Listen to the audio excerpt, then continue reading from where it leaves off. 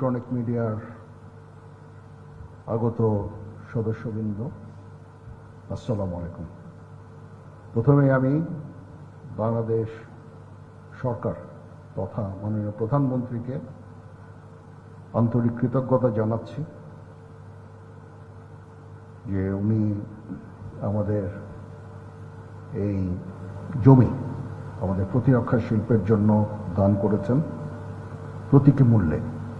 এটা একদিনে হয়নি, এই জন্য অনেক কাজ করতে হয়েছে এবং আমি অত্যন্ত কৃতজ্ঞ মাননীয় মন্ত্রী মহোদয় এবং প্রতিমন্ত্রী মহোদয়, তার কাছে মাননীয় সেক্রেটারি মহোদয়, উনি ছাড়া এটা কখনোই সম্ভব হতো না।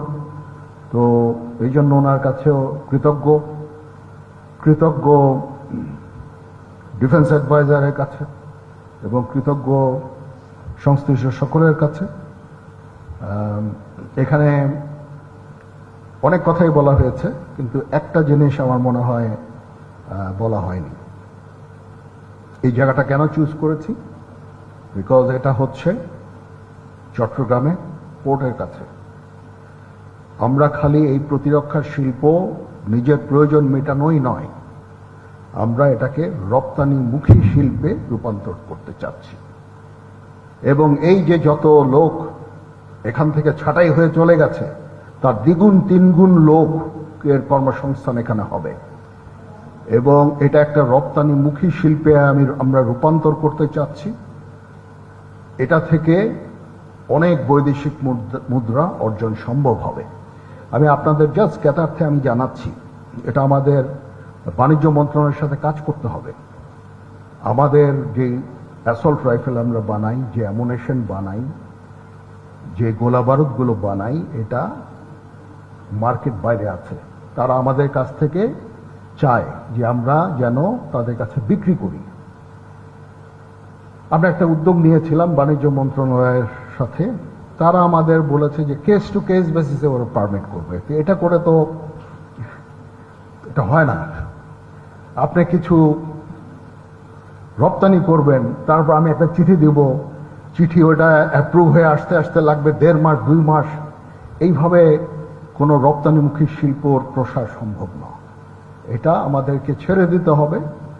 But of course there has to be accountability. এটা কার কাছে যাচ্ছে, কিভাবে যাচ্ছে, ওটা একটা আমরা ফ্রেমওয়ার্ক দাঁড় করিয়ে এই শিল্পটাকে একটা রপ্তানিমুখী শিল্পে আমরা রূপান্তর করতে পারি, যেখান থেকে প্রচুর পরিমাণ আমরা বৈদেশিক মুদ্রা অর্জন করতে সক্ষম হব।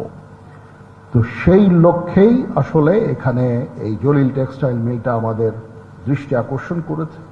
এটা পাহাড়ি এলাকা, এখানে কোনো এক্সপ্লোসিভ জাতীয় কোনো সরঞ্জামাদি তৈরি করতে গেলে যদি আল্লাহ না করে কখন দুর্ঘটনা হয়, সেটা কিন্তু বাইরে কেউ আর এফেক্টেড হবে না, because be surrounded by hills. এখানে অ্যাবসলিউটলি নিরাপদ। এই একটা বড় কারণ যে আমরা এই জায়গাটাকে চুজ করেছি এবং আমরা সিদ্ধান্ত নিয়েছি আমরা যা কিছু ফায়ার করব সেগুলো সব আমরা নিজেরা তৈরি করব।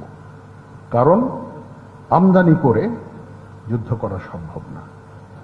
তো সেই দিক খেয়াল রেখে আমরা এগিয়ে যাচ্ছি। আমরা অনেক প্ল্যান করেছি, অন্যান্য জায়গাও আমাদের প্রয়োজন হবে। এখানে আমাদের নিজস্ব কিছু জায়গা আছে যেটা আমরা ব্যবহার করব এবং আমরা এই প্রতিরক্ষা শিল্পটাকে এগিয়ে নিয়ে যেতে চাই এবং এটা রপ্তানিমুখী একটা শিল্পে রূপান্তর করতে চাই, যেটা আমাদের নিজস্ব প্রয়োজনীয়তা তো অবশ্যই আমরা পুরা করব। এটা থেকে অতিরিক্তগুলো যা আছে সেগুলো আমরা বাইরে রপ্তানি করব।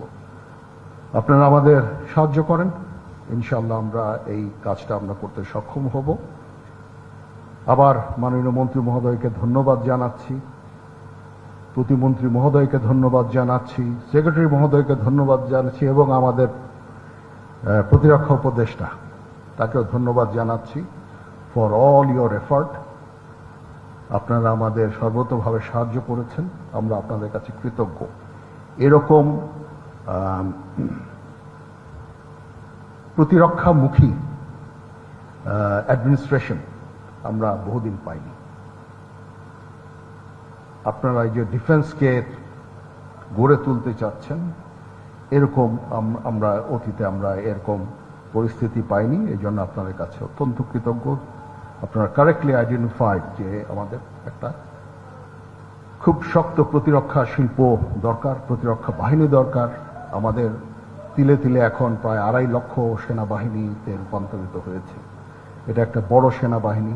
তাছাড়াও আমরা যেটা তৈরি করি সেটা অল 3 সার্ভিসেসের জন্য, মূলত আর্মি, নেভি, এয়ারফোর্স সবার জন্য এই গোলাবারুদ তৈরি হবে, পুলিশের জন্য হবে, আনসার ভিডিপির জন্য হবে, সবার জন্য, এনি প্যারামিলিটারি ফোর্স অল। এবং এটা সবাই আমরা এটা থেকে ইনশাআল্লাহ উপকৃত হব। সেই উদ্দেশ্যেই এটার জন্য আমরা কাজ করে যাচ্ছি। আপনাদেরও আন্তরিক ধন্যবাদ, কৃতজ্ঞতা। আবার ইউ হ্যাভ রিয়েলাইজড, আপনারা বুঝেছেন এর প্রয়োজনীয়তা। আমি অত্যন্ত কৃতজ্ঞ ব্যক্তিগতভাবে।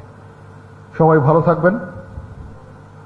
ইনশাআল্লাহ আমরা একটা সমৃদ্ধশালী বাংলাদেশ দেখতে চাই, সমৃদ্ধশালী প্রতিরক্ষা শিল্প দেখতে চাই, রপ্তানিমুখী প্রতিরক্ষা শিল্প দেখতে চাই। আল্লাহ হাফেজ।